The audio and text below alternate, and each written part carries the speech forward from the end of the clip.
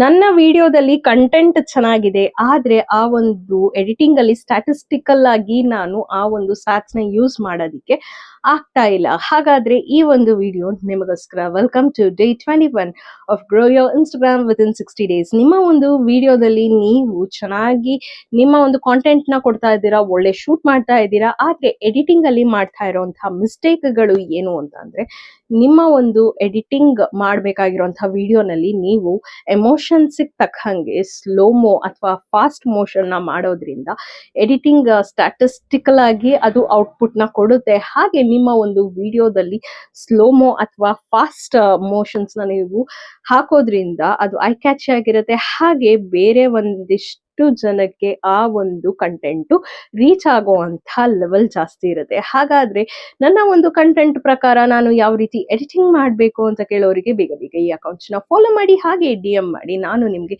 ನಿಮ್ಮ ಕಂಟೆಂಟ್ ಪ್ರಕಾರ ಹೇಗೆ ಎಡಿಟಿಂಗ್ ಮಾಡಬೇಕು ಅಂತ ತಿಳಿಸ್ಕೊಡ್ತೀನಿ.